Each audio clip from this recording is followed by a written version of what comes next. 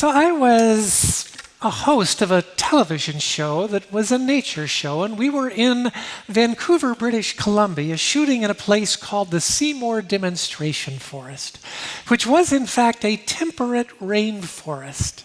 You get about 100 yards in and you lose all sense of the four cardinal directions. So in between takes, I decided to take a little bit of a wander out into that forest, and sure enough, within a couple of minutes, I was lost, completely, utterly lost. Fortunately, it was a very quiet day. No wind, no rain. I listened carefully and finally could hear the hum of the generator where our chute was, and I just followed that hum back to the chute. I got back just in time to be called up for the next shot. It was a little scary being lost. None of us like being lost.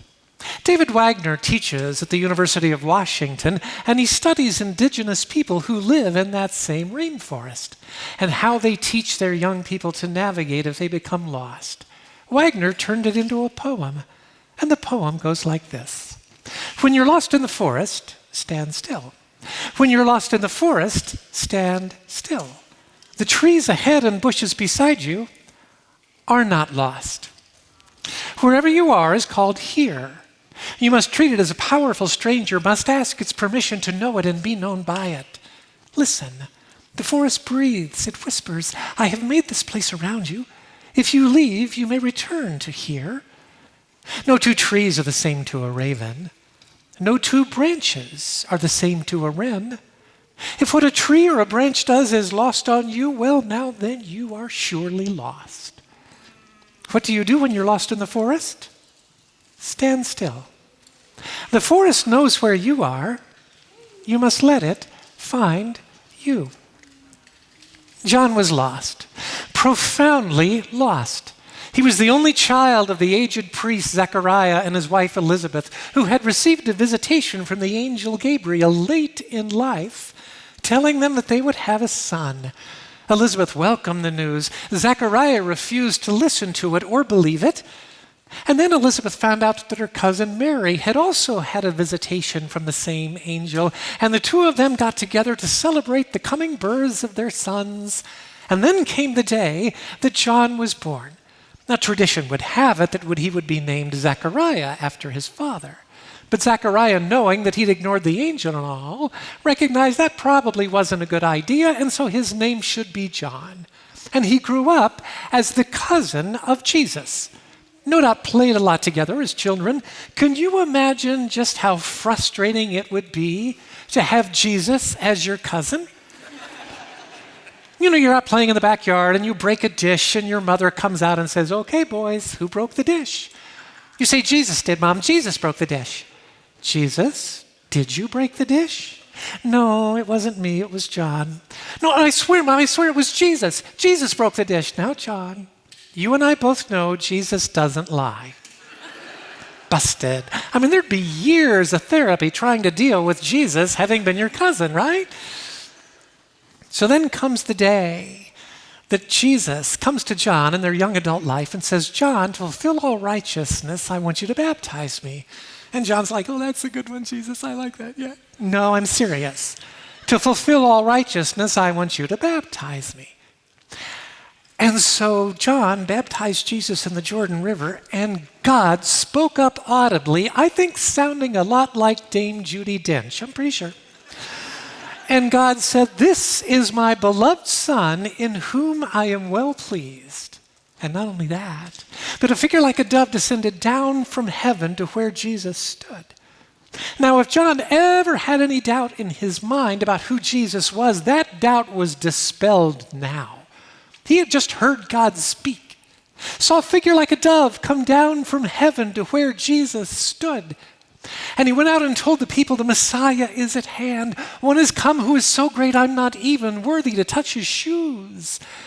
But his enthusiasm got him in trouble. Herod was the ruler of the land, and Herod had decided he liked his brother's wife much better than he liked his own wife. So he decided to divorce his wife, seduce his brother's wife away from his brother, marry her, and live happily ever after. Except John spoke up and said, yeah, where we come from, that's not okay. Well, that was just as good as slamming the old cell door shut in John's face.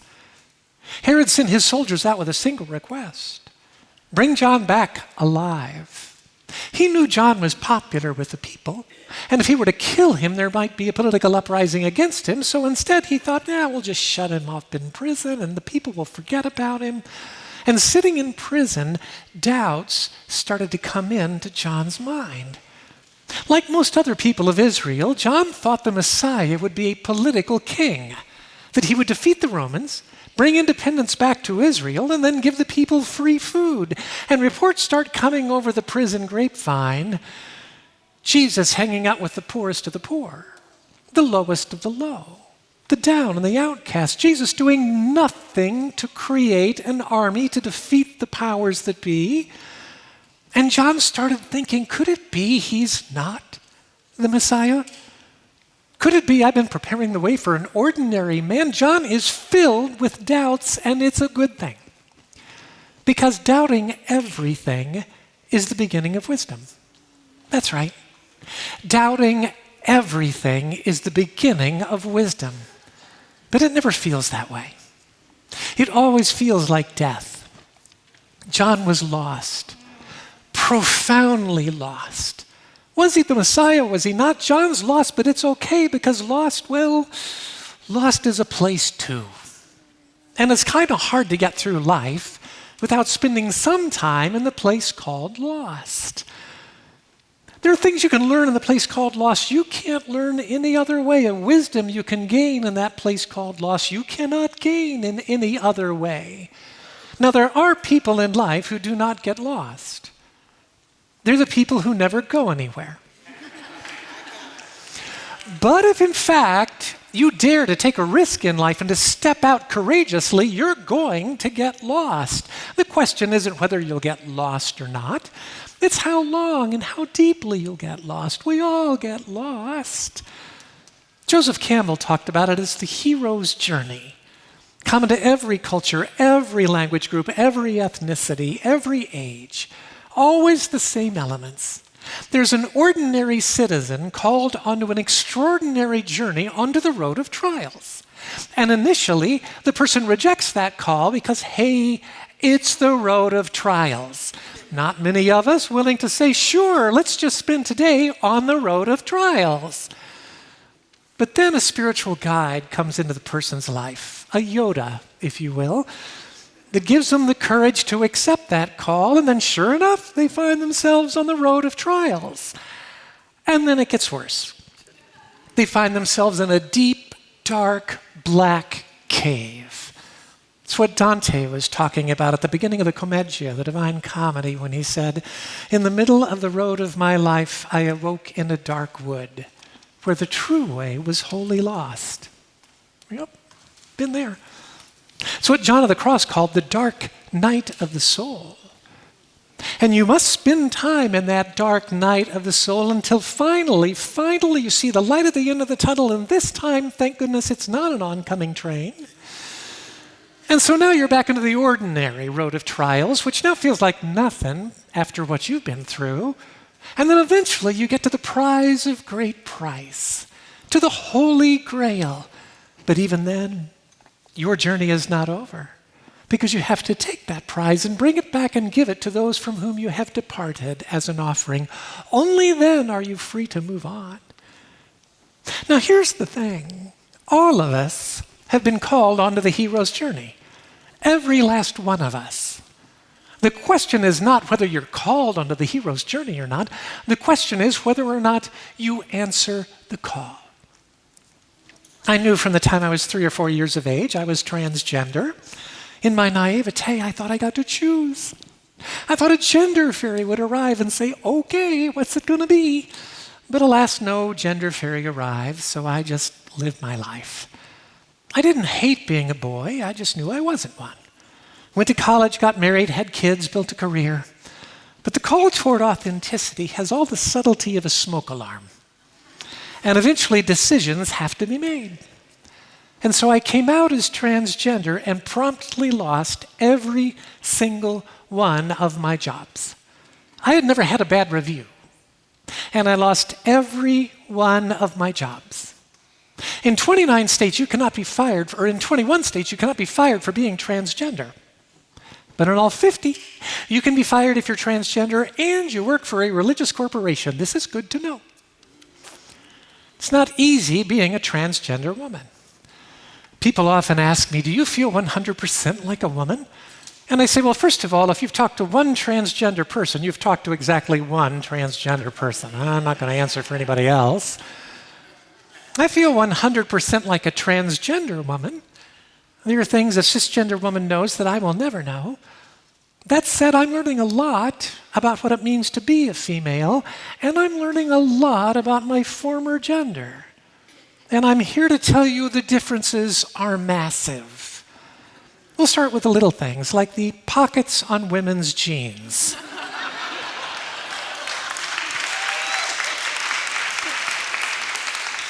Can someone explain this to me?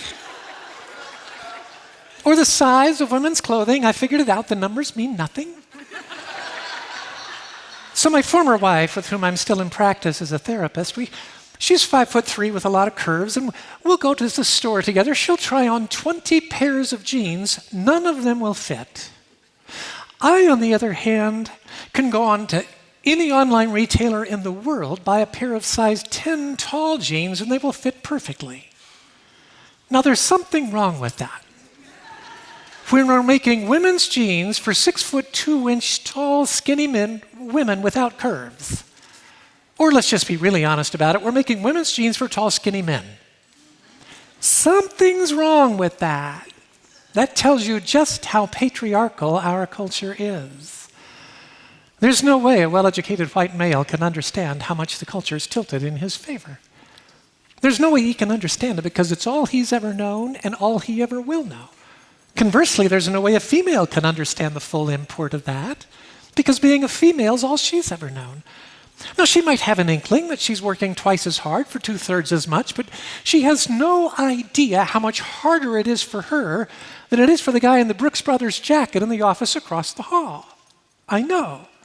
I was that guy. The average woman in America earns between 53 and 79 cents on the dollar of what the average man earns. 6.6% of Fortune 500 CEOs are female. 4.8% of Silicon Valley CEOs are female. 3% of venture capital goes to female-owned firms. The myth is that women don't get raises because they don't ask for them. The truth is that women ask for raises every bit as often as men do. They just don't get them. Now, I'd heard all those statistics before, but they never really registered with me. But oh, they register with me now. Because now I am living those statistics. I've built a new life, but it's been way, way harder than it was before when everything was just handed to me. In my new life, I've spent so much time lost. John is lost. Is Jesus the Messiah? Is he not? He sends his followers to Jesus with a single question. Are you the Messiah? And Jesus gives him a riddle for an answer. Go tell John the things you see me do and hear me say. The blind receive sight, the lame walk, the deaf hear, the poor have the gospel preached to them. John, when he gets this answer, is thinking, I asked a simple yes or no question. There's not a lot to do in prison. And Scripture was an oral tradition, and so no doubt he started thinking about these answers that Jesus had given him, and maybe he recognized that Jesus was sending him back to Scripture, that those were all quotes from the Hebrew Scriptures. Maybe not, we don't know. But the story does go on. Herod's new wife's daughter does a dance in front of a big party, and she does such a good job that Herod says, I will give you anything that you want. She said, great, I'll take the head of John the Baptist on a platter for my mother. And that's what she got. Not a real happy ending. But then the faith that looks for happy endings probably isn't the best kind of faith anyway. But to me, the most fascinating part of this story is what happens right after John's disciples have asked Jesus their question. Jesus has answered the question, sends them on their way, turns back to the crowd, and I can imagine what Jesus might have said. He might have turned back to the crowd and said, wow, Can you believe that? I grew up with that guy. I mean, we both heard God speak. We saw a figure like a dove come down from heaven. Now he's doubting who I am. You think you know somebody. Is that what Jesus said? No. It's one single phrase, he said, and it changes everything. He said, there is no man born of woman any greater than John. Well, how about that? Apparently, Jesus understood that lost is a place too. And Jesus was not particularly bothered by the fact that John was living in the place called Lost, because Jesus was far more concerned about whether or not he was on the journey. And if he was on the journey, of course he was going to get lost. Because you're always going to get lost if you dare to believe that the authentic life is worth living. I was lost, completely lost. I'd lost every one of my jobs. I was the CEO of one of the nation's largest organizations that starts new churches that grow very fast. I was the editor-at-large of a national magazine. I had preached at one point or another in 3 of the 10 largest churches in the United States. I was on the preaching team of 2 different mega churches, and all of it was gone within 7 days. I lost $1 million of pension money, and I was lost. Thousands of friends gone overnight. I thought I would never be back in the church again, but then one pastor from one church in Denver invited me to preach, and just like that, I was on their preaching team, which then caused another church in Denver, a church of a couple thousand, Denver Community Church, to invite me to preach at their church, and I joined their preaching team. And then I came back and preached at my son's church in Brooklyn, Forefront Church, where he is a pastor. And then those 3 churches joined together to start a new church in Boulder County, Colorado, where I now am one of the pastors. And then somebody from NPR saw all of this, and suddenly I was doing one TED Talk, and then a second TED Talk with my son, and then a third TED Talk, and then just last week a 4th TED Talk. And now they're making a feature film about my life in Hollywood, and I'm thinking, what?